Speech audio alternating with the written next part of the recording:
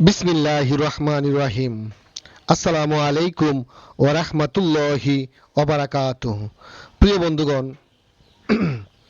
সকলের সুস্থ জীবন ও ভালোবাসা জানিয়ে শুরু করছি আজকের আয়োজন।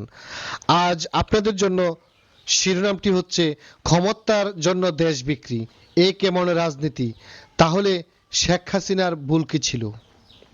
প্রিয় দর্শক, রাজনীতি হলো জনগণের সেবা, দেশের স্বার্থ রক্ষা এবং ভবিষ্যৎ প্রজন্মের জন্য একটি নিরাপদ রাষ্ট্র গড়ার পথ।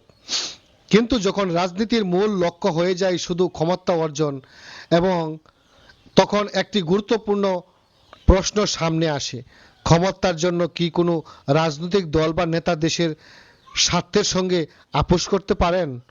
বাংলাদেশের রাজনীতিতে দীর্ঘদিন ধরে একটি বিতর্ক চলে আসছে: পররাষ্ট্রনীতি, বিদেশি শক্তির সঙ্গে সম্পর্ক এবং জাতীয় স্বার্থের মধ্যে ভারসাম্য কিভাবে বজায় রাখা হবে।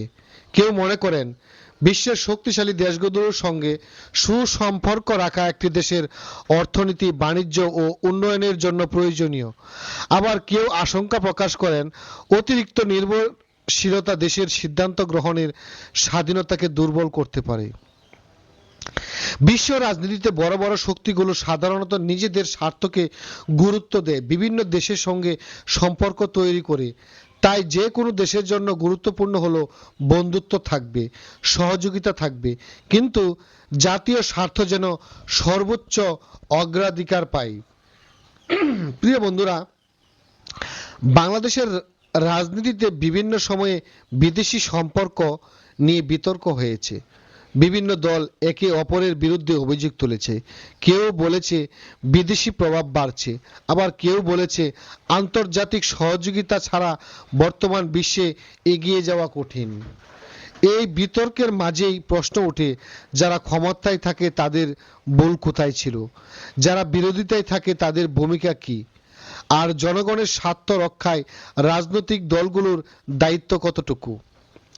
শেখ হাসিনার দীর্ঘ রাজনৈতিক সময়কাল নিয়েও রয়েছে নানা ধরনের মূল্যায়ন।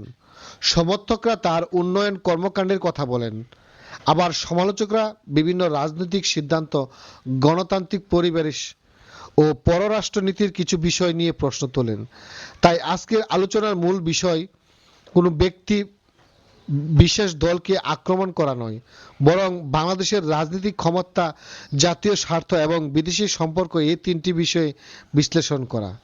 প্রিয় বন্ধুরা,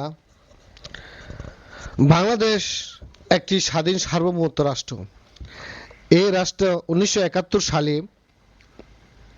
30 লক্ষ শহীদ, 2 লক্ষ মা বোনের ইজ্জত ও রক্তের বিনিময়ে এদেশের স্বাধীনতা অর্জন করেছে। স্বাধীনতার পর থেকে শুরু হয় এদেশের অংশীদারিত্ব, এদেশের মধ্যে ক্ষমতার লোভের রাজনীতি, ক্ষমতার আসনের ভাগাভাগি, ক্ষমতার দাপট, অন্যের দেশের সাথে ক্ষমতার জন্য দেশকে অন্য দেশের হাতে তুলে দেওয়ার এই রাজনীতি। প্রকৃতপক্ষে এই দেশে যারা রাজনীতিবিদ ছিলেন, এই দেশকে যারা ভালোবাসতেন, এই দেশের জন্য যারা কাজ করেছেন, তারা কখনোই এদেশের রাজনীতিবিদদের কাছ থেকে সম্মান পায়নি। রাজনীতিবিদ তারাই যারা দেশের জন্য নিজের জীবনকে উৎসর্গ করে, দেশের জন্য অন্য দেশের সাথে সম্পর্ক বজায় রাখে, দেশের জন্য অন্য দেশের সাথে সম্পর্ক ছিন্ন করে, তারাই ছিল প্রকৃত রাজনীতিবিদ। আর এখন যে রাজনীতিবিদগণ আমরা দেখতে পাচ্ছি, তারা সবাই ক্ষমতা লোভের জন্য মরিয়া হয়ে পড়ছে। কে কাকে ছোট করবে, কে কাকে দোষ দিবে, কে কার উপর কালিমার দাগ মাখিয়ে দিবে, সেই রাজনীতি সারাক্ষণ ব্যস্ত। প্রকৃত অর্থে এ দেশের মানুষকে ভালোবাসা, এ দেশের মানুষের সেবা করা, এ দেশের মানুষকে বুকে টেনে নেওয়া, এই রাজনীতি এই দেশে এখন আর নেই। যারা রাজনীতিবিদ হতে চায়, কোনো না কোনো উপায়ে, কোনো না কোনো রাজনৈতিক দলের ভুল ধরে তারা জনগণের কাছে সাধু সেজে যায়। এই সাধুগুলা যখন আবার ক্ষমতার মুখ দেখে, তখন সাধুদের পেট ভরে যায়। সাধু ঘুষ, সুদ, বিভিন্ন কেলেঙ্কারিতে তাদের দেখা যায়। আমরা 2024 সালের 5 আগস্টের গণঅভ্যুত্থানের যারা সামনের সারির নায়ক ছিলেন, যারা বেশি ভালো অনেক কাজ করেছেন, তাদেরকে দেখেই বুঝতে পারছে এদেশের জনগণ, এদেশ কেমন, এদেশের মানুষ কেমন, এদেশের রাজনীতিবিদরা কেমন, এদেশের তরুণরা কেমন, এদেশের ভবিষ্যৎ কেমন। প্রিয় বন্ধুরা, যখন সাবেক প্রধানমন্ত্রী শেখ হাসিনা ক্ষমতায় ছিলেন তখন ভারতের সাথে অনেক সম্পর্ক ছিল।